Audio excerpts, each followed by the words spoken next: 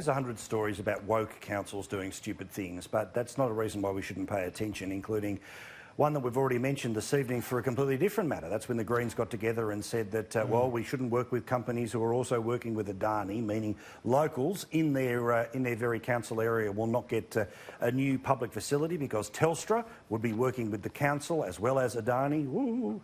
But this is the same council that turned around and has gotten rid of Australia Day.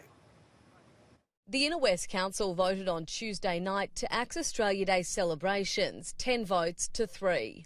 Mayor Darcy Byrne claims the date of January 26 represents the beginning of colonisation, dispossession and the destruction of a culture for many Indigenous Australians. And so for us to find a more sensitive and respectful way to mark the occasion is a good thing for the Inner West. Council will still conduct its citizenship ceremony on Australia Day, but the normal activities at Enmore Park have been cancelled, replaced by an end of summer festival, and the Citizen of the Year awards changed to another date. I think that there will be extreme views on the right who see this as a totemic issue that they should be outraged about, and there'll be also lots of good people of good conscience who disagree with the council's policy.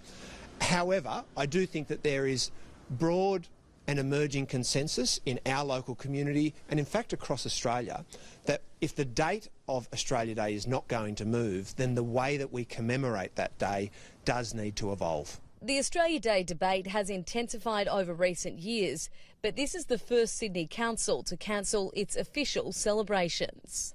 Council is instead encouraging all residents in the Inner West to go to the Aboriginal Yaboon Festival in Victoria Park to learn more about our Aboriginal history and culture.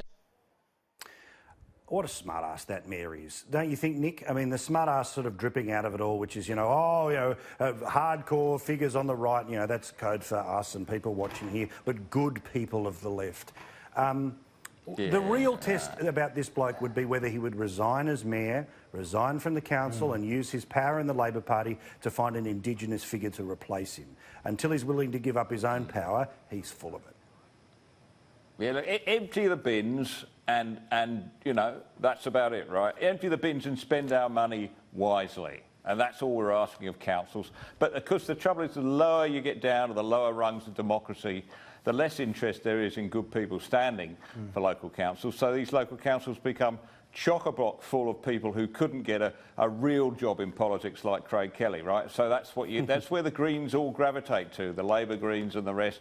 And they want to change the world, right? They don't want to just, change the street and make it tidier. They want to change the world, and this is one of the few instruments they've got to do it. This little, really ridiculous protest over Australia Day. Well, again, I wish we could expunge them from Australia, but I don't think we can. Yeah, but again, Craig, it's this thing where if you're serious about empowering a community, well, give up your power to do it. I won't do that. These guys, I'm sure, will still take the day off.